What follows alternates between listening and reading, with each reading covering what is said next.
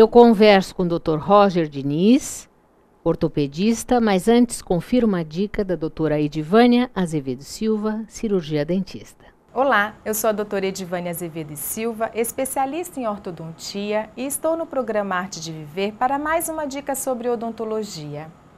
Na ortodontia temos diversos tipos de aparelho, cada um com a sua característica particular, que se enquadra a cada tipo de paciente e perfil dos mesmos. Para aqueles pacientes que não querem interferência de bráquetes colados aos seus dentes, temos a opção dos alinhadores transparentes, que são placas removíveis, que têm muito conforto e também o fator estético. A praticidade de ser removível desses alinhadores confere ao paciente uma vantagem enorme na questão estética.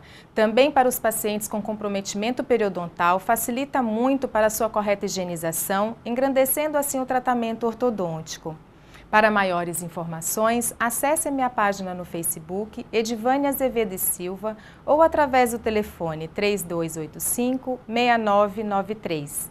Até a próxima dica. Obrigada, doutora Edivânia. Roger, vamos falar um pouquinho mais de dedo em gatilho. Tem uma imagem que eu gostaria que fosse mostrada. Pois é, essa imagem ela ilustra muito bem aquele nódulo que se forma ali no tendão, né? Veja, aquela bolinha um pouco antes do túnel, é isso justamente que prende, antes de chegar no túnel, é que o paciente vai tentar esticar o dedo e faz o cliquezinho do gatilho. Deve ser muito doloroso. Dói bastante. Agora, o tratamento, então, para isso, você estava dizendo que não que fisioterapia às vezes resolve. Você pode fazer a fisioterapia, às vezes resolve, solta depois de umas 30 sessões, dependendo do grau, né, do dedo em gatilho, e pode também tentar fazer uma infiltração na região, que é uma injeçãozinha que a gente faz aí com um remedinho chamado corticóide, claro que tem as contraindicações desse remédio. É importante que eu ia te lembrar aqui que alguns pacientes que estão fazendo uso de quimioterápicos, quimioterapia, né, também pode desenvolver esse tipo de quadro. Muitas medicações que você usa para melhorar algumas coisas prejudicam outras. Então, às vezes, o paciente desenvolve algumas patologias relacionadas à medicação que ele está usando. Isso é importante Isso é saber. Importante. Mas aí, por exemplo, então a pessoa teve o câncer ou está fazendo uma quimioterapia, desenvolveu isso. Depois que ela acaba a quimioterapia, isso regride? Às vezes não, às vezes precisa fazer o tratamento. Né? Então, a gente precisa tomar um certo cuidado com isso, orientar o paciente que tem que continuar fazendo o tratamento para que esse quadro reverta, né? E se não reverte, há cirurgia para dedo em gatilho? Pois é, existe a cirurgia para dedo em gatilho, tem até uma imagem. O que você faz? Você faz um corte nesta região no gordinho da mão e abre-se esse túnel que está prendendo aí a parte do tendão, né? Solta-se o tendão, e isso melhora bastante. A gente, na hora da cirurgia, a gente já testa o tendão solto, e o paciente já sai mexendo o dedo sem travar mais nada. Tá? Essa tendência é sempre essa. Claro, com as orientações, isso pode ocorrer em outros dedos? Pode. Então o indivíduo tem um dedo, pode ter em outros dedos. A partir dali ele tem que começar a se educar para não carregar aquelas sacolinhas, mudar o hábito de vida, não fazer pressão nesta região, às vezes mudar o jeito de dirigir, controlar o seu diabetes. Né? O indivíduo que não controla o diabetes pode desenvolver várias patologias. Então é importante que ele sempre controle a sua saúde, para que isso não volte a ocorrer. Né? O uso do computador também é Se você estiver usando o computador pressionando esta região, também é um dos fatores. Ou, às vezes, vício de postura que você tem, dirigir com uma mão e deixar a mão apoiada no câmbio, a outra mão, pressionando o tempo todo. Então, tudo isso pode contribuir para que você desenvolva o dedo em gatilho. Quais são os cuidados, então, que as pessoas podem tomar? Né? Eu acho que é importante, né? Você estava falando um pouquinho dos mitos e das verdades, cuidados que as pessoas podem tomar, tanto para dedo em gatilho, quanto para síndrome do túnel do carpo, né? Para evitar.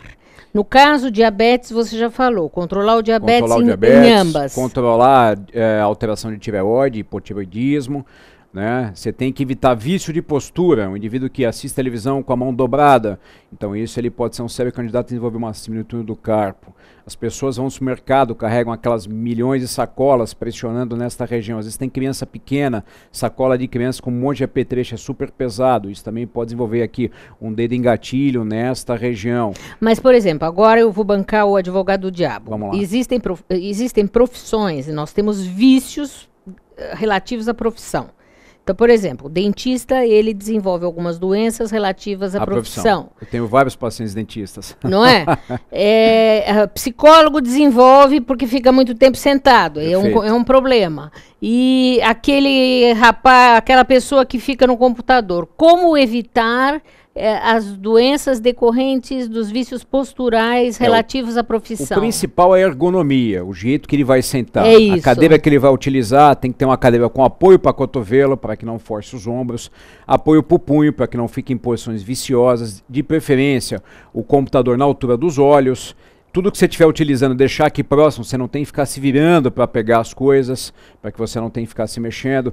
Joelhos dobrados 90 graus, os pés apoiados, para que você não force a coluna, ombro e também não force o membro superior. A ergonomia do teu trabalho é o principal. Uma coisa que é importante, que as pessoas às vezes não se atentam, é o ar-condicionado. O indivíduo não pode trabalhar com ar-condicionado em cima da cabeça dele ou pegando diretamente em cima dele. Porque aquela coisa é que a tua avó falava que o frio pode causar dor, e é verdade, causa mesmo. Nevralgia, essas coisas? Pode, porque você diminui o espaço articular e pode piorar o quadro de dor do indivíduo. Então, se ele estiver trabalhando num ambiente seguro e próprio para aquele serviço, ótimo. Aí ele vai ter uma tendência a desenvolver menos patologias, né, pelo menos. Olha, tudo isso. E hoje em dia, pelo que você estava falando, quer dizer, a tendência é sempre evitar cirurgias. Sim, se você puder evitar, melhor, porque a cirurgia nem sempre ela evolui como a gente quer, né?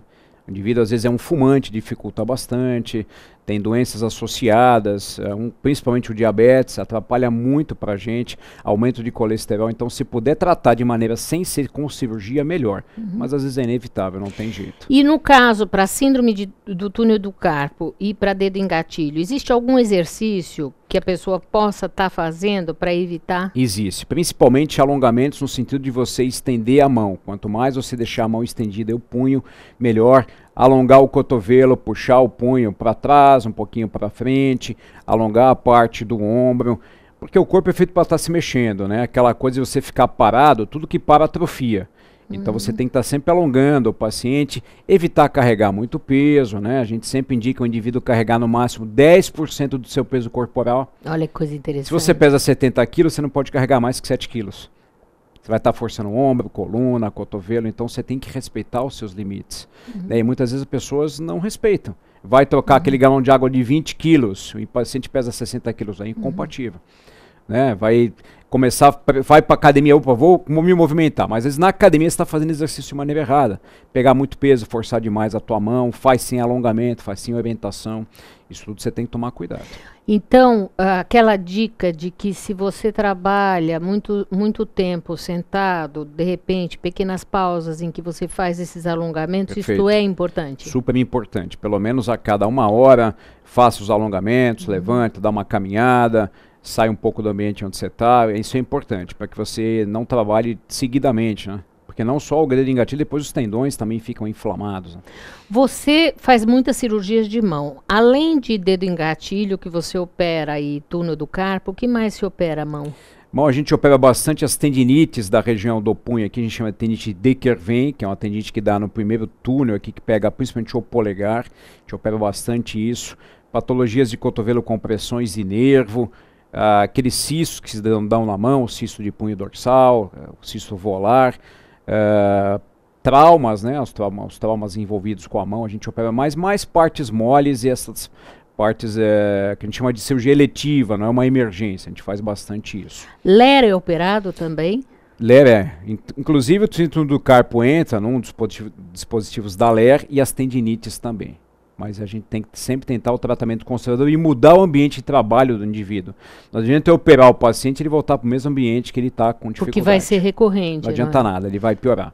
Dica final para o nosso telespectador. Bom, dica final, cuide da sua saúde, se você é um diabético, se cuide, que você vai desenvolver essa patologia. Se você estiver tomando outras medicações para outras doenças, olhe a bula, tem alguns efeitos colaterais, respeite o limite do seu corpo e não fique pegando muito peso. Muito bom. Promessa, vamos depois falar de LER e de outras patologias. Com certeza. Obrigado pelo convite. Muito obrigada. E você não deixe de acessar o www.monicadelimazevedo.psc.br. Até o próximo Arte de Viver. Tchau, tchau.